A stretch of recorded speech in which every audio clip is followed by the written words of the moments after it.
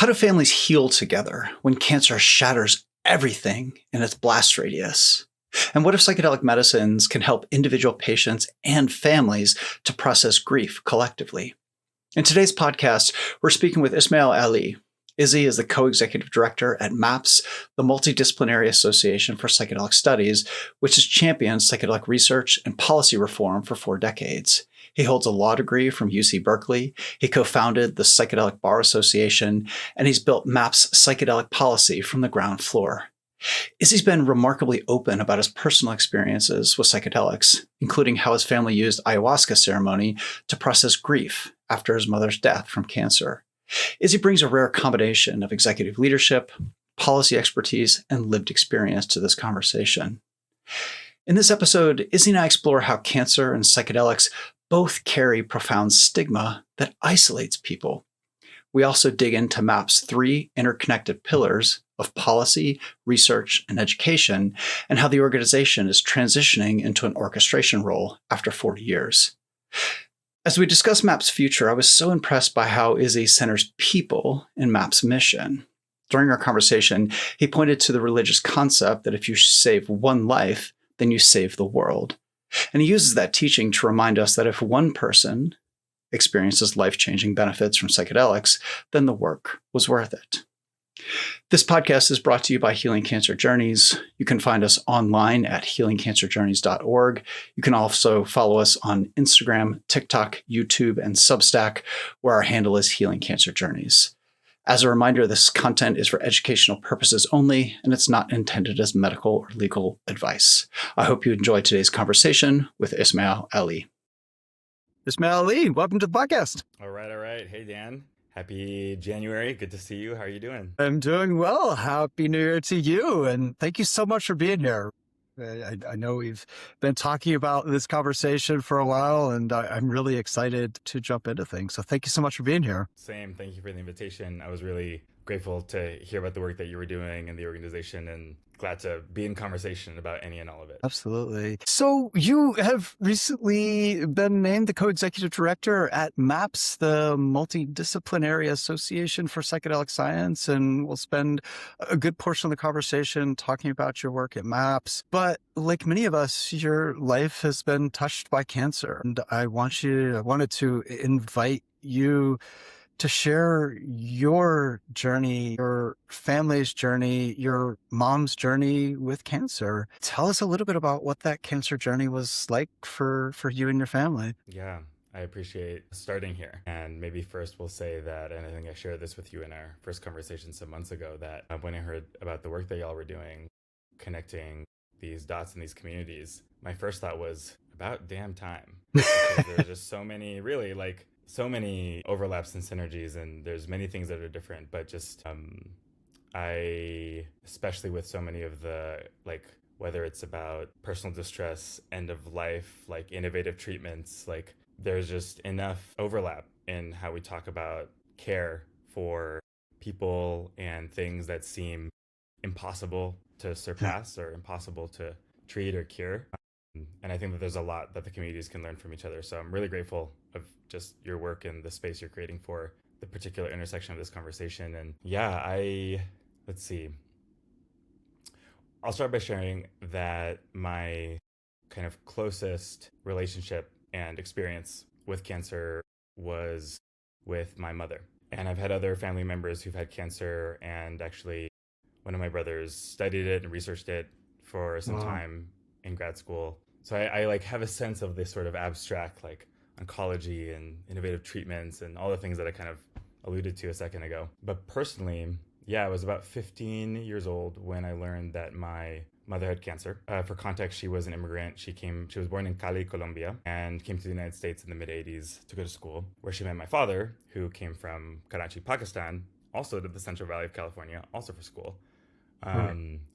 And my brothers and I were born and raised in Fresno, California, in the Central Valley, about equidistant between San Francisco and Los Angeles, in this fantastically multicultural, multiracial, multi-religious environment in which we got exposed to just a lot of different intersections of culture, and also how we were seeing kind of what people call third culture, this sort of emergent experience of being first generation and being from here, but also from there and so on.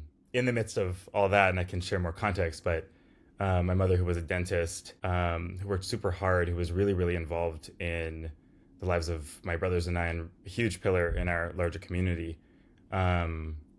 was diagnosed in when I was about 11 or 12 with a form of cancer, and it took some years to really understand what was going on. I learned about it a few years later when I was about 15. So my late teens and into my early 20s were really characterized by witnessing that very closely, first from the perspective and from a more like abstract perspective, oh, my mother's sick and is going through these treatments. But for years and years, actually, from my perspective as a teenager, I knew, and I'm sure I felt it, I'm sure my behavior reflected it, but in some ways I could say I couldn't tell. Like, she continued to work, continued to live for a really long time, and didn't hide it, but also didn't make it kind of the center of her experience, at least from my perspective. As I got a little bit older, into my later teens, and other family members had other health issues and hers escalated, it obviously became kind of more and more real and visible, both because I began to take a more significant role in her caretaking, and also because, like, over time, the treatments just began to take a toll. She did end up working for years and years and years, and I think only stopped about a year before she ultimately passed when I was 23, about 8 years after I learned, now about 12, almost 13 years ago. So it was interesting to, like, witness and experience the arc. So both from like this very literal personal perspective of witnessing this person who, not just that I love, but who kind of like set the blueprint for how I love, suffer in a very like day-to-day and mundane and also existential way.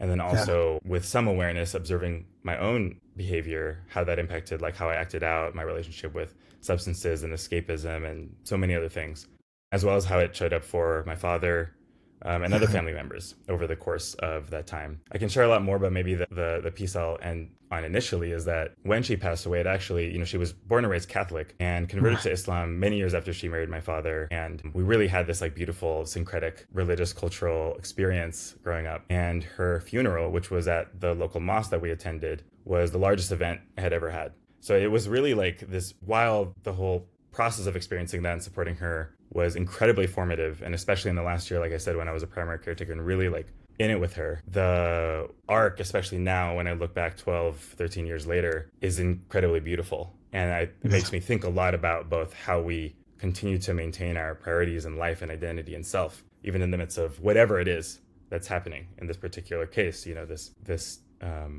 affliction, but feels like there's metaphors there for a lot of pieces. So I can share more about it. Maybe I'll to hear a little bit about your personal experience. So what are the things that's interesting, I suppose, about cancer is that there's so much focus on the patient, and that's right. But sometimes you lose sight of the family, the sons and daughters, the brothers and sisters, uncles, mothers, fathers that are impacted.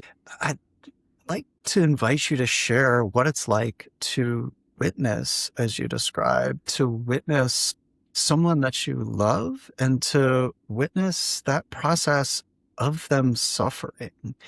What was that lived experience like for you? Yeah, thank you. It's, you know, what first comes up when you ask that is like that in some ways it feels like a challenging question to answer, because if I'm thinking about, especially myself in the moment, so much of what came up then and also what's coming up now is that it, especially from my perspective, can feel challenging to center or even give space to the suffering of the people around someone who's clearly going through so much and, you know, fighting to survive. And also, like you said, in some ways, cancer is not just a disease of the individual. It's really like something that, you know, if people are blessed and have the community or have people around them, which not everyone does, that it has that impact. Again, also like a number of mental health conditions, whether it's PTSD or otherwise, like we all feel that collectively. But for me personally, I mean, there's probably a couple relevant anecdotes.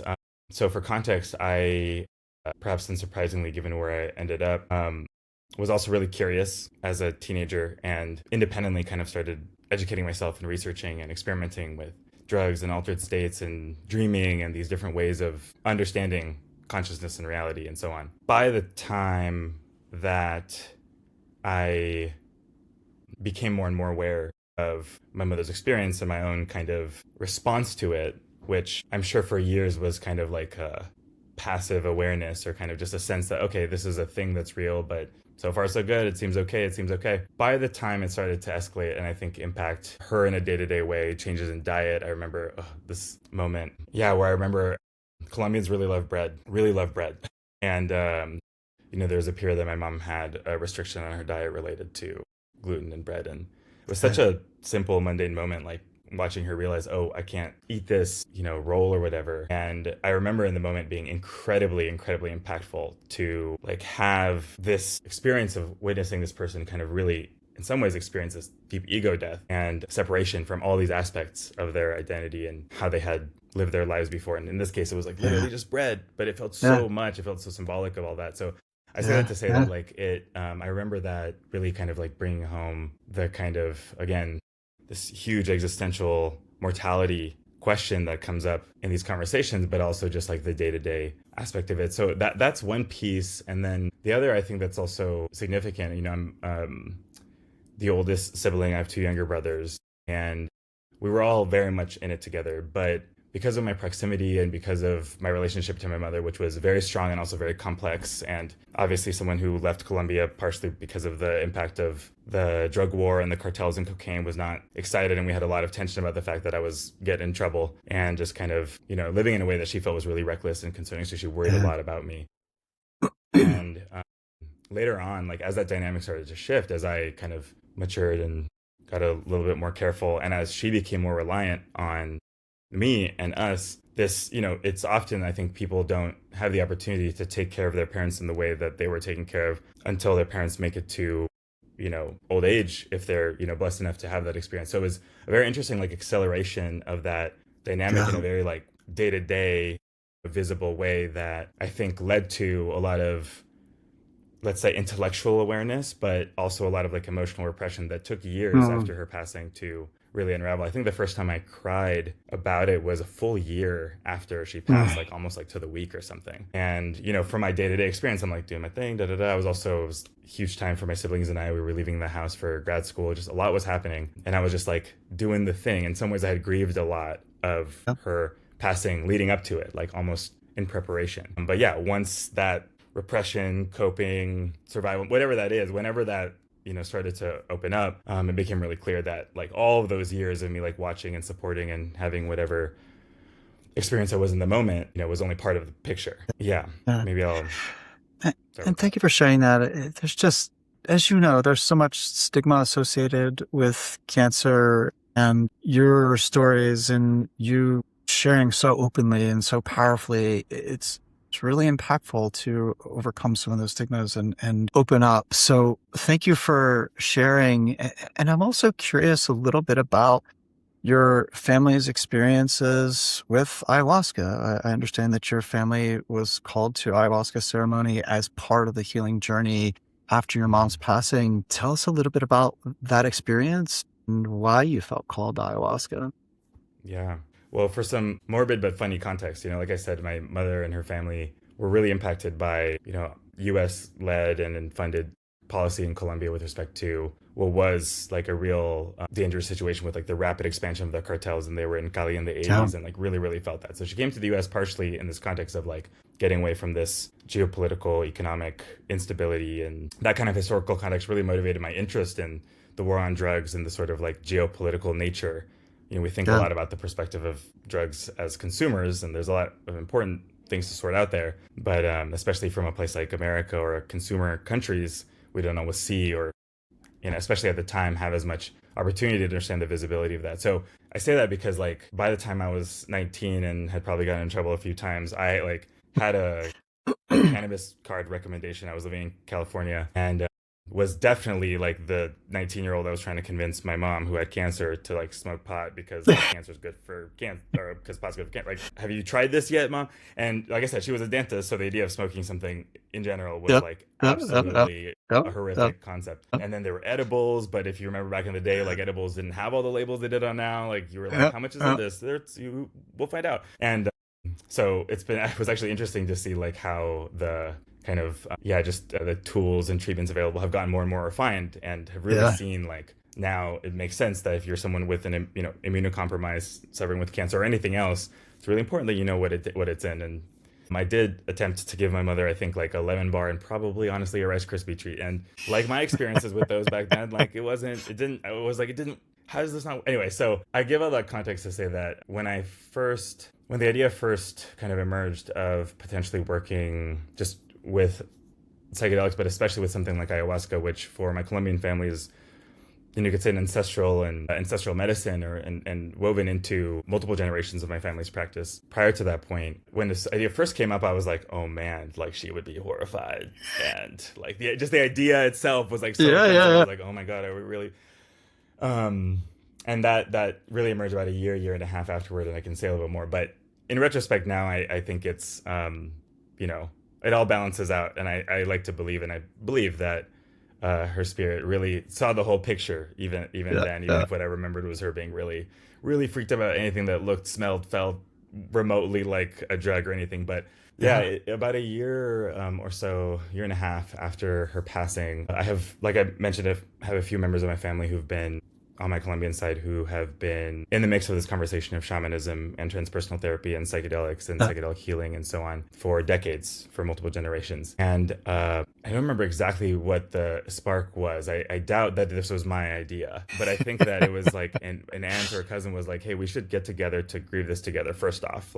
And then it was suggested that we bring in this element, and it was really framed like a lot less through the like, this is a drug that we're now calling a medicine, and more, this is a remedy that has been utilized for thousands of years by people in the region that our family lives. We have indigenous ancestry from the region, and it's very likely from a part of the jungle in which ayahuasca, which many tribes there call yahe, have used. So it was very much like it was really framed in more of as a folk remedy, which itself was like, a big part of the conversation, especially when you're talking about multiple generations of people who were overwhelmingly like not familiar with this necessarily. And we were able to gather my grandmother, my mother's surviving sisters, she had 3 sisters, and then cousins, uncles, 3 generations of our family a couple of years after she passed, to have, as far as I know, almost all of our first experience with ayahuasca. It was mine, specifically through this context of like processing the grief and the gap and the transition. It just so happened that by the time that we did so, my grandfather, my mother's father, was also nearing the end of his life. So it was kind of this opportunity to, let's say, reconnect and reground and reroot the family after such a huge transition, preparing for another one. And most of what we did that week was hike and eat food together and tell stories and so on. But we did collectively have an experience that was really intended, like specifically in this way, and started what has become now years of every few years kind of getting back together. And there's always a big thing to work with, and opening that channel of communication within the family members, which has been quite a ride. Super, super personal and super complex in its own way. It's not like, and as you know, and as I'm sure a lot of listeners know, psychedelics are not silver bullets. It's not like you take them and then the thing goes away. They reveal a lot. And, that cuts both ways and has led to incredible beauty and depth, and also, accelerations of relationships and dynamics that sometimes things need to get tended. And yeah. And what I hear you saying is just the centrality of family, that the medicine is secondary, and that this is a family practice, and being intentional about the medicine, but this is about family, and that's just beautiful. I did want to talk a little bit about your work at MAPS, and you're now the co-executive director, and so congratulations, and would love to hear a little bit about your life arc and your career arc that brought us here. You told us a little bit about your upbringing in Fresno and California and your background, but tell us a little bit about that career arc that led you to be the co-executive director at MAPS today. Yeah, thank you. The first thing I'll say, just in response to the first piece of what you shared, is I almost said this, but I decided not to. But in some way, but you kind of alluded to it. In some ways, the medicine and the experience I was just describing, and in some ways, in any experience that involves deepening in community, whether it's family or otherwise, is sometimes maybe even incidental to the container that gets created, and the connections that are possible between people who are just collectively focusing and looking toward something together. And I just had to say that, you hear a little bit more over and over lately, especially, that, community is the medicine, and there's like And I understand people have really fraught relationships with their family. And, I don't take for granted how much went into making something like this possible, and also how difficult it is for a lot of people to even imagine having a relationship, having an experience like that, even with a sibling, much less a parent, much less. So I just wanted to acknowledge that, because it's true, and it's an immense blessing and has been humongously transformative. And I think that, to your point, like, the central theme is family, and also just like the willingness to stay in in a commitment to these bonds that in our case are like our blood. But you see that kind of intimacy with people, especially when they're like going through healing processes together, and I really want to honor that piece. And also just like all of the work, especially like the family members that weren't like me, were reading Erowid all the time, and like I had a sense what I was going into. There were plenty of who were like, I trust here we go here, and that's incredibly courageous. Oh my god. I just wanted to say that. So it's all this is a great segue, because the real answer to your question, like how did I end up here in this position and so on, starts with all of this. And often when I have shared in the past, I also sometimes talk about being raised Muslim, and how that kind of simultaneously really was part of my political socialization as a young person post 9/11, just understanding kind of political diplomacy and peace and conflict, and just how economic surveillance, civil liberties, all of these pieces kind of showed up in my life in a very literal and visible way from a fairly young age. But that kind of like, there were challenges for sure. And I, honor the process of experiencing just like discrimination and othering that like I and others went through, that kind of like shaped our identities. And it totally put a, fire in me to really understand the world that we live in. And a lot of my initial interest in like law, policy, so on, was mostly really to understand. I was like, whoa, these systems are very powerful. They have so much control, here and around the world. Why? How does that start? And it, really brought me into like these, like the legal system, and, how the world works, as you will. So that was really kind of, I'm grateful for that, because it sort of started that snowball. And for many, many years, I thought that track and this other one of like experimenting with drugs and experimenting with my consciousness and trying to understand the world in this maybe spiritual or esoteric way were different things, separate, compartmentalized.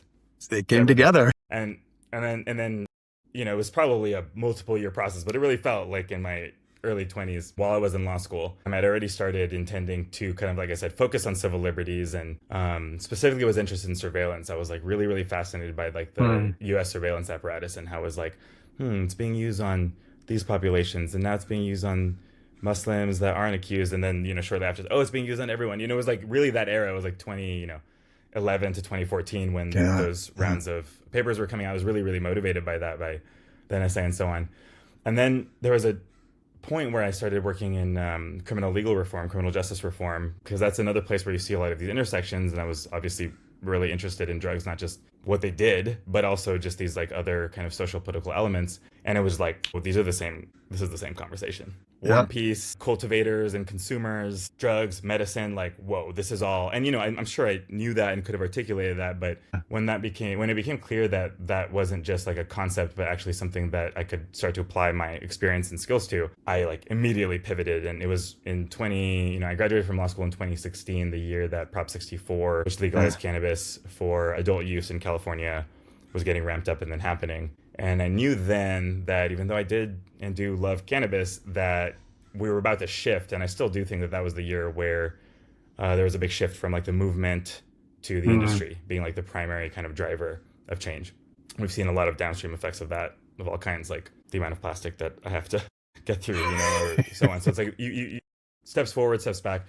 But I say that to say that like I knew that cannabis would be transitioning from like the sort of movement-based place to a more business corporate environment. And psychedelics were still very much extremely niche. And I was like, I would love to focus on this. It was still early enough. MAPS at the time was just about to finish and publish its phase 2 trials. I think they published those in November, December 2016. So it was right on the cusp of that. I was connected to them, to Rick and to Natalie Ginsburg. Relatively serendipitously, it was like the founder of the project I was working at the ACLU of Northern California was Rick's roommate. He had already left the institution, but when they heard that I was interested in psychedelics, they connected me to him. He was like, do you know that's interesting. I was like, of course, I read about them on the internet. He connected me to Rick. And like, next thing that's I knew, wild. I had a fellowship that Berkeley Law was funding to kind of start to build groundwork for what would become the psychedelic kind of policy conversation. I had finished law school, got licensed, knew basically nothing about the law, but I knew a lot about drugs and a lot about psychedelics, and got to be really like at the ground floor with Rick, with Natalie, with some other colleagues at building out what would later become like the psychedelic policy ecosystem, and kept that way for a couple of years, quiet, like educating bit by bit. And then How to Change Your Mind came out, or the phase 2 results came out. How to Change Your Mind came out like a year and a half later. And then, the rest is sort of history. We've gone through like the last 7-8 years with so much rapid change and iteration in the space. So in some ways it was right place, right time. And in some ways I'm sure it was also this cosmic instinct. And spent the first few years kind of building that out. I spent a number of years as the director of policy, mostly, especially after 2020, or during and after 2020, after the Oregon initiative, shifting from kind of broad adjacent or regulatory kind of issues to really, really focusing on the state-based approaches, regulated use, adult use, decriminalization, a whole range of policy possibilities that were simply not on the table in the federal conversation. Are increasingly so now, but are still, I think, in some ways far away. Just to connect all these pieces, the fact, maybe I'll just add that like the fact that I had this experience with my family, with my mother, felt particularly relevant early on and increasingly over time, because one of the big issues that the field in general as a stigmatized issue has had to navigate is like, who says what about what? I like to make the joke that like no one expects nutritionists to like not have a good diet, but if you're a psychedelic researcher, everyone's like, have you tried this? Like, this affects your credibility, And so I say that to say that like I made what I felt like was kind of a radical but important choice very early on in my career to just be really open that like I knew a lot of people who were in the field who couldn't because they were of another generation, their legitimacy or career really depended on them being really, really careful with that. And I was like, oh, like I have this opportunity to be open about that. Like, I'm still getting my stuff started. No one would be surprised if like at the time like a 26-year-old is like talking about that they've tried drugs before. And I've been grateful to be able to weave that in because there has been more space to talk about personal experience. And I think in many ways that's really, really important. And we shouldn't all have to expose our like deepest traumas to convince lawmakers that it's important to make, these treatments or these modalities available, or at least not criminalized for people who are seeking them in good faith in their community. Like, the bar is so high. So part of the reason I have done what I've done and pursued the work that I've focused on over the last years is both because I can see how if the people who are seeking to support all of our friends and family that are suffering, whether it's from cancer or PTSD or anything in between, don't feel safe and don't have the space to do the healing, then we're just going to keep, stuck in these cycles. And I hope that being able to tell the whole story, not just like, here's the legal stuff that we need to do, here's the public opinion stuff we need to do, but also like, how do we show, not tell? How do we not just say like,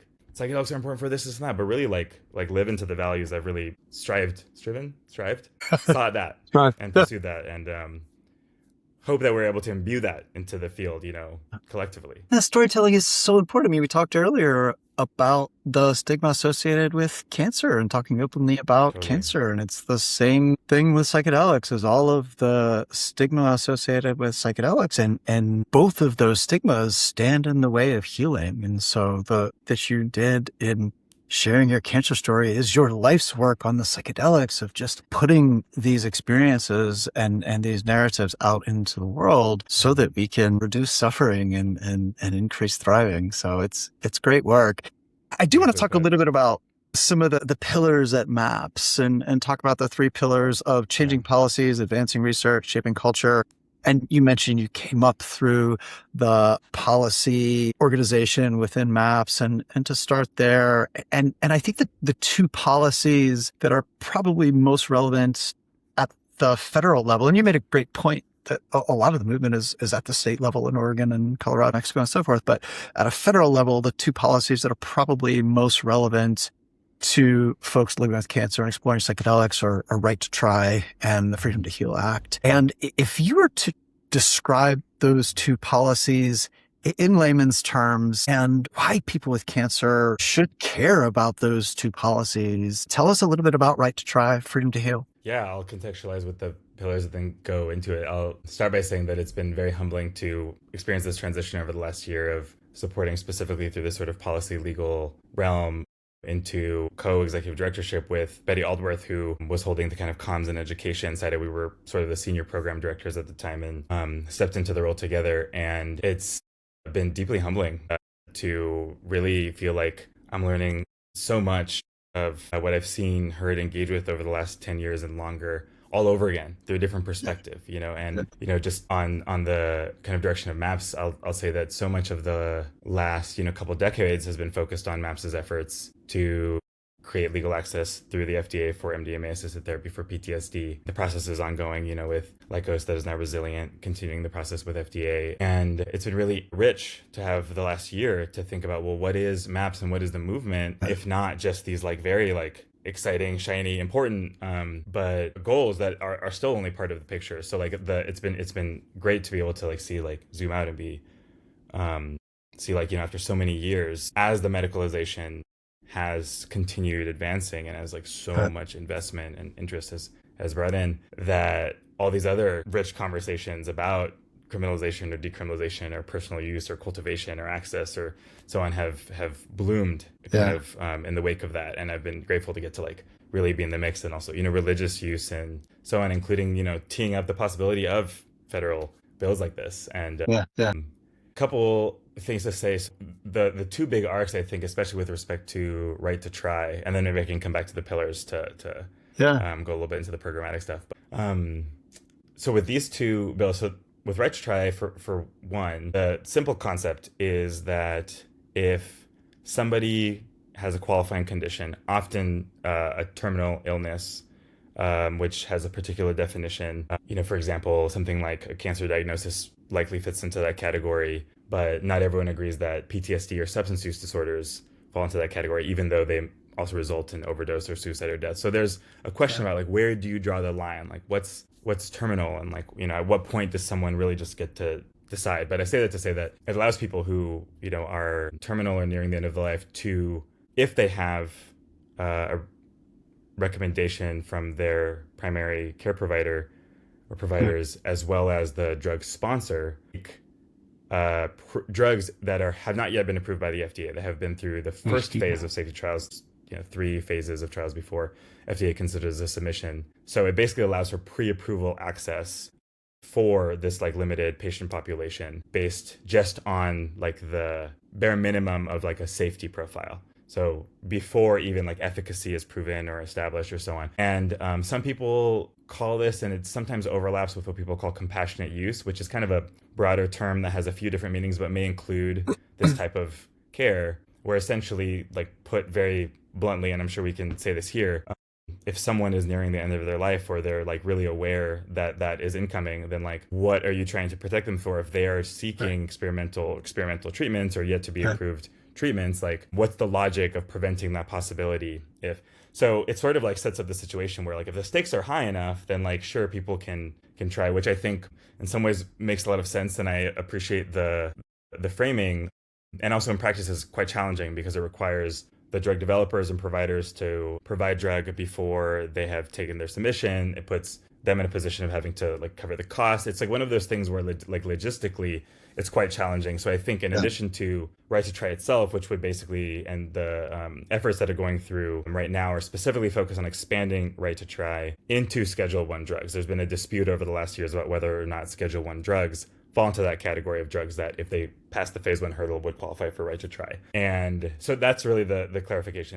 Do these breakthrough treatments that are currently Schedule I fall under the list of substances that, if someone who's in that position who qualifies seeks them out, has permission, has all the other approvals, should they be able to take it? That's really the concept there. The kind of maybe metaphor, kind of analogy one might use is, in the early days of cannabis legalization, when it was mostly medical programs, there would be compassionate use programs where if someone couldn't afford it, people could contribute. So that's another way that people think about that. And just want to acknowledge that there's a few different ways that that's framed. With respect to the other bill you mentioned, that has, like a few others that have been introduced over the last couple of years, a lot more to do with basically increasing the incentives for research and treatment for a number of specific populations, in this case veterans, whether it's through the VA or other institutions. And that I would frame a little bit more like a pilot program, where you have you basically bring in, I think in this case, centers of excellence, or kind of these key partners who then build out kind of centers to, you could say, pilot or deliver the therapies. Again, even if it's in a pre-approval context within certain kind of clinical research trial environments, to get more data, to offer care, and to kind of refine, you could say, the actual delivery of care in that context, which is a key piece of actually making it possible for, even if you do get FDA approval, like there's so many pieces of like what it takes to actually bring the care to the patient. So that's the other kind of huge benefit, I think, to programs like this. It's like, yes, it's going to be really important to make sure that people who are suffering, whether it's veterans or otherwise, like have access to competent care and contexts that are really like appropriate for that demographic, legal, regulated, like not something that might put benefits at risk or anything like that, while also like actually getting practical real world experience, which looks different from like an actual, a clinic that's looking for a particular outcome and so on and so on. So I know that probably wasn't layman's terms. I'm really sorry, but no, trying to just like give some context as I explain that perfect. Well, maybe just say that like, zooming out, there's like all the details, but zooming out, the fact that there, are multiple viable bills being introduced that have really been refined, and we don't have to go into this, but like it's years and years and years of groundwork from multiple organizations that have done tons of advocacy and education, and this is the fruit, but it's obviously like built on so much, and really hopeful that whether or not like any given specific policy passes or doesn't, and we've seen a few get introduced and not continue, we're learning every single time, and there's no doubt that the bills that have been introduced in Congress this year, well, you can really see they've learned from the last years of what's worked and hasn't politically and otherwise, and I'm really encouraged to see that iteration, and do hope people pay attention because, even while all the action in some ways politically is happening at the states, with this topic at least, there's, plenty there as well. Maybe one thing, sorry, please. No, go ahead.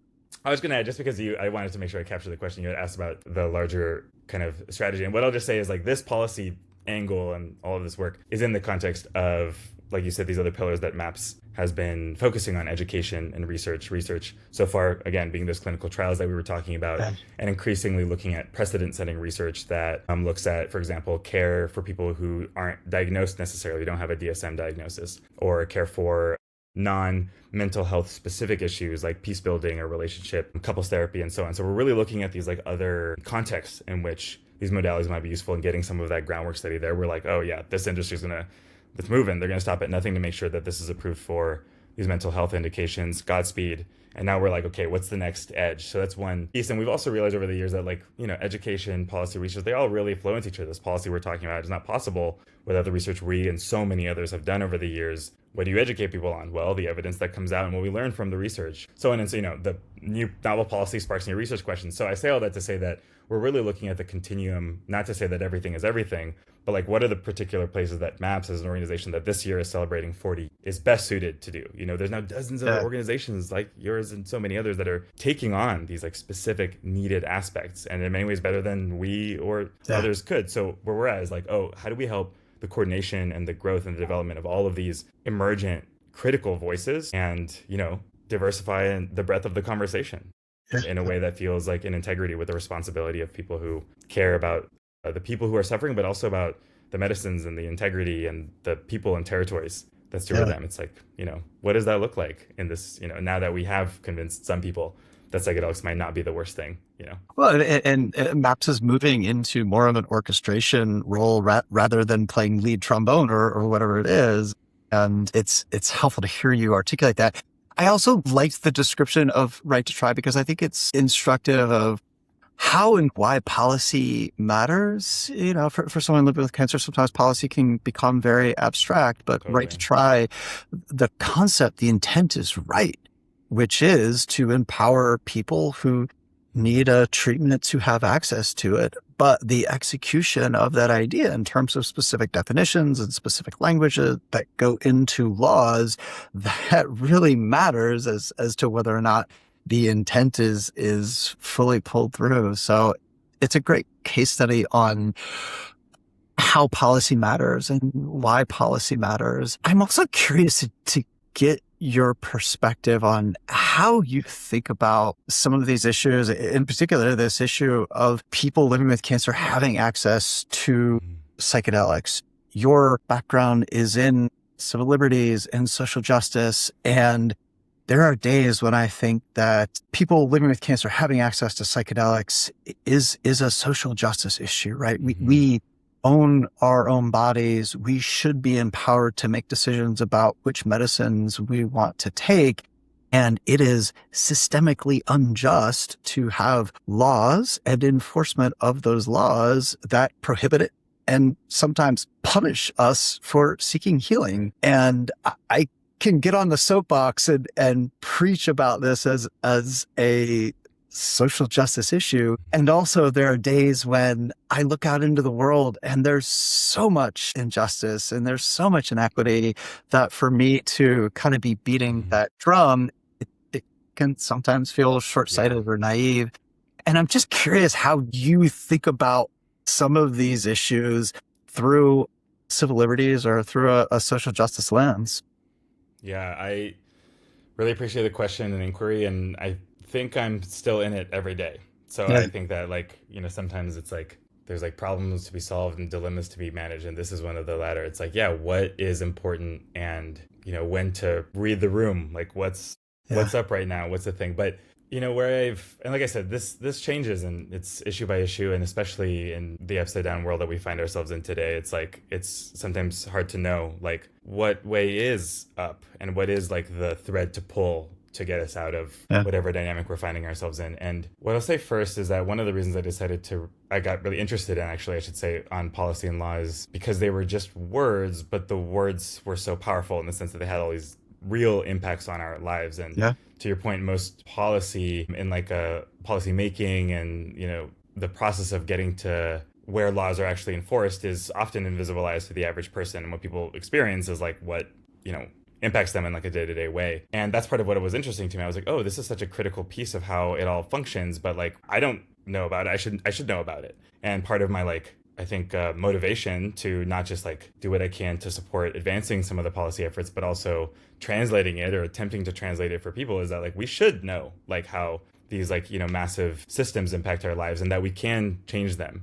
And that there are ways to, you know, humans created the rules that humans can change them. And I think like that's to me a very fundamental piece of, there's some things that are, you know, immovable or laws of nature that we really, really, really, truly do not have control over, but the laws are not one of them. Those are actually things that we, you know, as people do get to craft. And so that's one piece. And then kind of connecting the dots to your question, someone put this to me some years ago in consultant speak, which I thought was kind of funny, but appropriate, that if policy is upstream from enforcement, let's say, mental health is upstream from policy, in the sense that like the issues that we're talking about, I hear you, and I really, really feel this often when you're trying to convince someone, especially earlier on, like 10 years ago, when it wasn't so obvious that there was a mental health crisis. So I started my work 10, 11 years ago, right at the tail end of when it was like still weird to say that you had a shrink. And there was this huge shift in like being open about mental health. So just putting psychedelics aside, like that is a huge piece because like, you know, you're talking about this point about the stigma with cancer earlier. It's like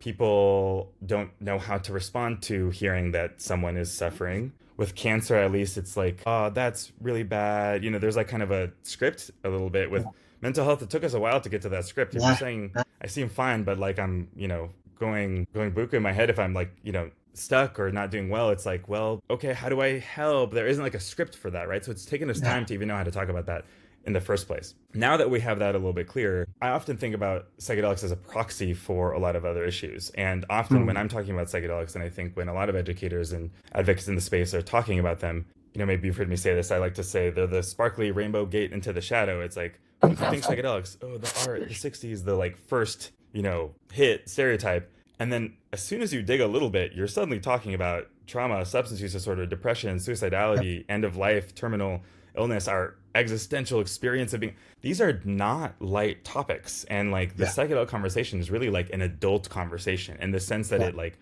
really rapidly brings us to the impact of military violence, sexual trauma, like the types of topics that are very, very hard to visibilize and hard for people to hold, for people's nervous systems to hold, even if they really want to and, you know, do care personally. It's just like difficult for us to navigate that. So I say all that to say that there are days where I too am like, oh man, how am I talking about psychedelics when like, you know, literally like list headline here, we've got, you know, a dozen to choose from the last week. Isn't that more important? And in some ways they are like that is like, those are also things that impact hundreds of thousands, if not millions of people. And in some cases will have like generations of downstream impact. Like that is urgent. Yeah. That is priority. And I can't help but think that we have to work on multiple tracks and multiple dimensions at the same time. We have to be able to interrupt violence, oppression, injustice whenever we can, however we can, when it's happening. And also, like anything, if the causes of that, and I'm not purporting to know,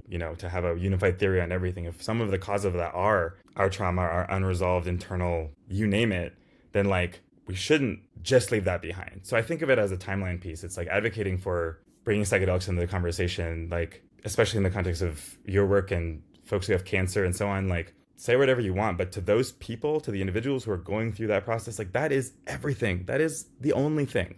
In Islam, and I think in Judaism, this is also very common, there's this idea that if you save one life, you save all of humanity. And I'm like, say less. Like if one person gets impacted by the possibility of just being able to live the rest of their lives, and again, not just them, to our earlier points, and hold that with their family and with their community and so on, like policy really matters, but at the end of the day, that's where people live their lives, and that's where impact, I think, actually is experienced. Maybe one last anecdote I'll share is I have a number of friends, perhaps unsurprisingly, who are therapists who do one-on-one or group work. And sometimes we have this ongoing conversation about how, policy making or policy work is really important and critical to make their lives, the people seeking care, so on, possible. And also it can be kind of dehumanizing and abstract. Even for people who are in it every day, it's like it becomes dehumanizing and abstract because you're talking about population level things, you're making predictions based on agencies and so many factors that like do kind of turn the conversation increasingly, more and more and more abstract. And you kind of see some of the most extreme conclusions of that in politicians who are just like so detached from the day to day, and like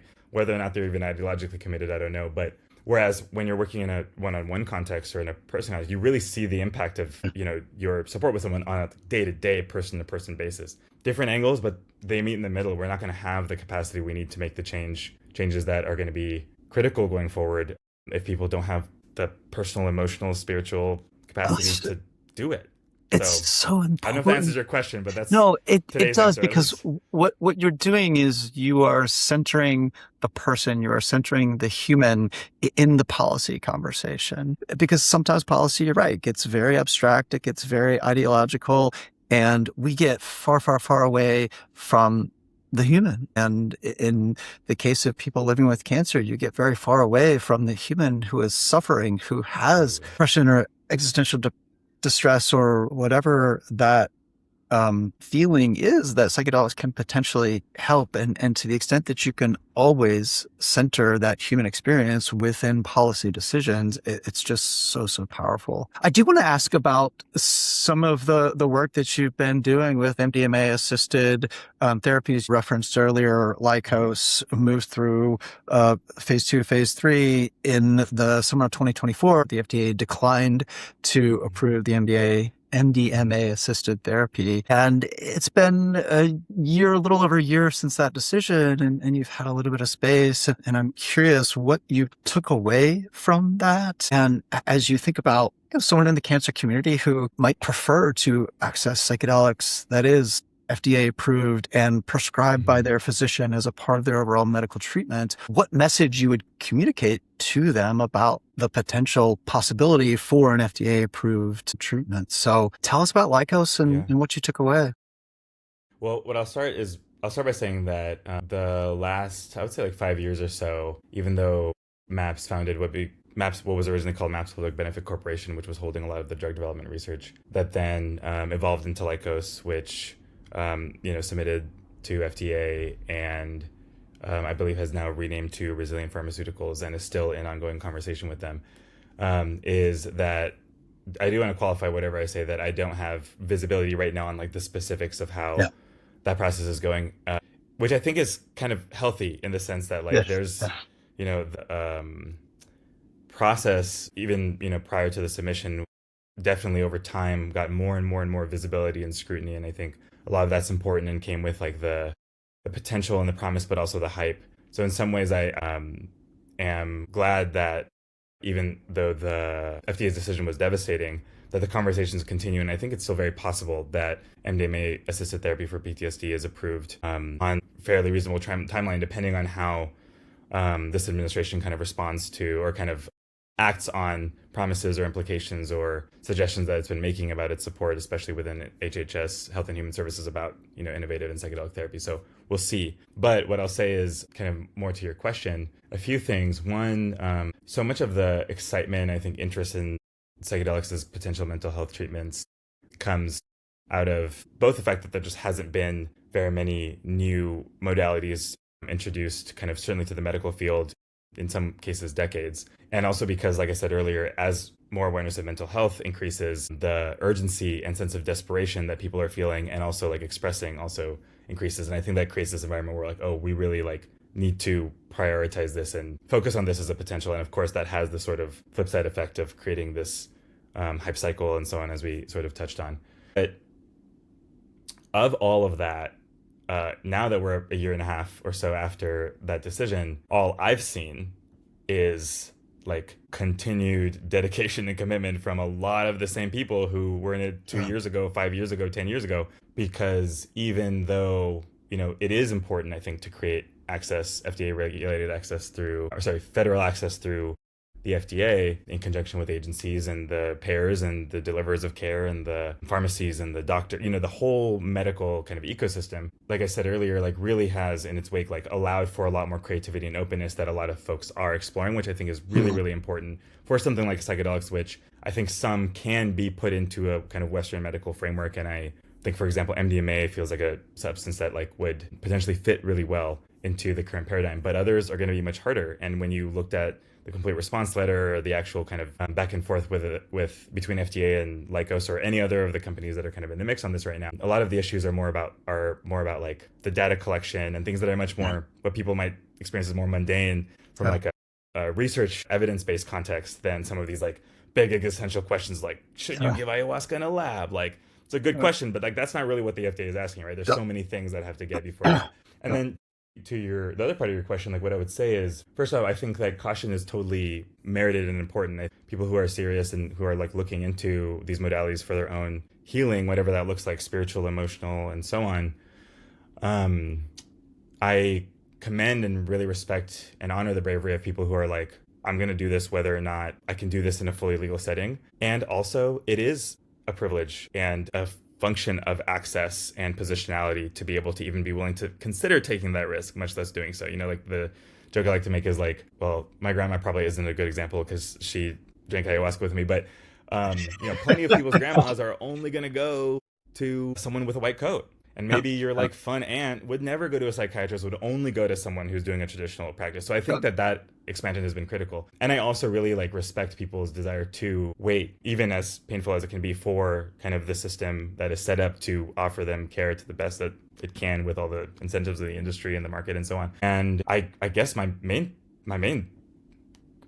note here is that like it's not over. The FDA decision for MDMA was a big blow and a big lesson, and there's a lot to draw from that, not just for MAPS and that application, but also for the larger field. But all I've seen is things continuing to move forward, both in that space and otherwise. And that makes me feel encouraged that if it's possible for psychedelics to be brought into the system, or for the system to be transformed to fit psychedelic care delivery, then like, let's try. And people are trying. And I think, there are probably cases like, I would guess that ayahuasca in its like brewed traditional form, I wouldn't wait for that to be approved by the FDA. People will try.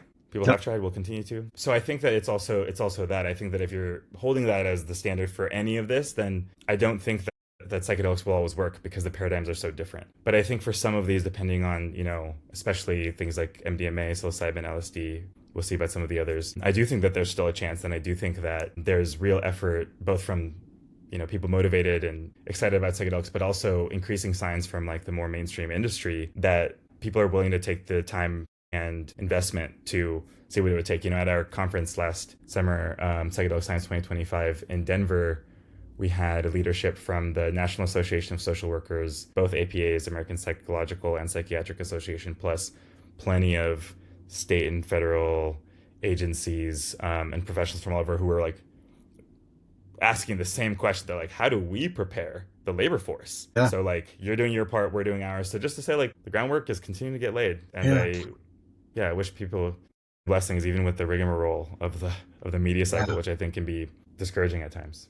I wanted to end on something that you brought up earlier, which is MAPS really being in that orchestration role, moving the movement forward and orchestrating all of the players within the movement so that everyone's moving in the same direction. And as you think about the goals that you're moving towards, and as you think about the cancer community who's going to be impacted by whether or not you achieve those goals, how can the cancer community help you move forward? How do we support MAPS? Thank you for asking. And I'll start by teeing up an inquiry, which I think actually came up in our very first conversation, which one thing I really appreciated about that conversation and, the work that you're doing and that this conversation can hold is that, there's the logic of when you're potentially at the end of your life, maybe you should have access to this treatment and so on, kind of what we were talking about with Right to Try. But a terminal diagnosis is not death.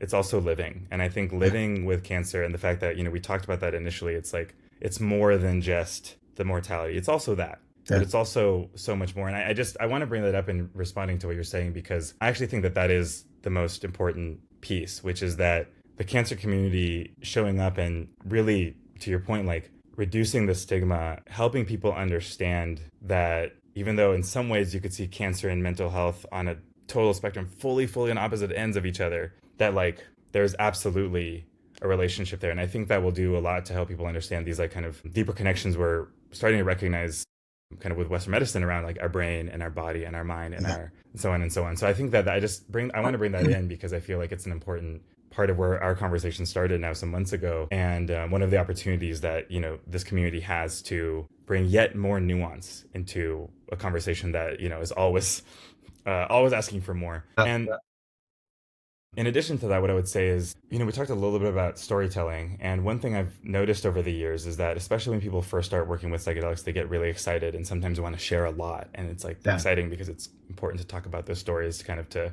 counter the stigma. But I also have learned to really honor and appreciate how deep and personal some of these, experiences can be in general, and especially true if you're, going through a real existential inquiry or kind of deep awareness of your mortality. So what I would say is, I believe that the cancer community, by bringing more nuance to this like larger spectrum and kind of starting to dissolve this, I think, I don't want to say fully false, but sometimes imposed boundary between like physical health and mental health. That's a very important thing for, I think, public opinion and for the public to understand, because right now they're still treated as very binary. And I think it's really important to be like, we're talking about inflammation, you're talking about immunodeficiency. Like these are things that also have psychological aspects and that one human are impacted by substance use disorder, trauma, and so on and so on. Other than that, we love meeting and supporting people who are interested in championing efforts of all kinds, folks that are wanting to learn how to get politically engaged. We are looking forward to having opportunities for folks that are following us to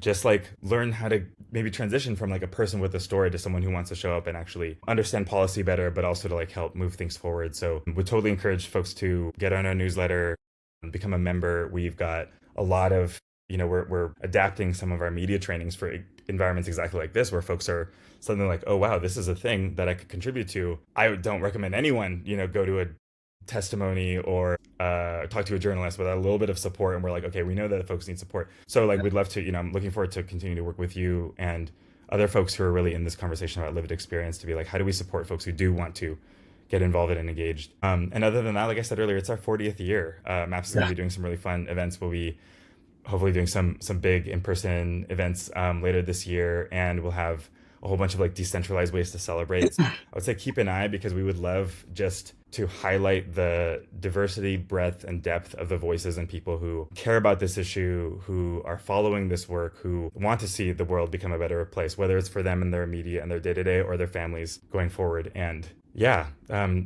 follow us on the interwebs. And like I said, I think that it'd be great to get folks into the sort of like dynamic of crossing paths at the various events that will be happening in the lead up to Psychedelic Science next year. And other than that, like, tell your story, be good to each other. I know that that's not like a call to action kind of response, but that's that is true. And thank you for sharing your stories here, and thank you for the work that you do at that orchestration level. You talked about the impact that it makes and the difference that it makes for individual people living with cancer and some of the challenges that we're facing. So I know that you work hard, and I'm sure that there are days when you're just tired, and just know that your work is meaningful and it makes a difference for those of us on the grounds. Thank you, and we look forward to working with you and supporting you and following your leadership in the movement. Thank you so much. I deeply appreciate the reflection, and truly, truly, like, the only way that anything I or MAPS or any of us do is possible is because people keep showing up, and I'm incredibly grateful for what you and your colleagues are putting together for the community of patients with cancer, with their families, people who are really like not content with just, being part of a story that doesn't include them. So honored to be here, honored to stay in the path with you and others, and truly praying for ease and transformation for ourselves, our suffering, and hopefully the rest of society while we're at it. Amen. Thank you so much. Absolutely. Thank you as well. Have a great rest of your day.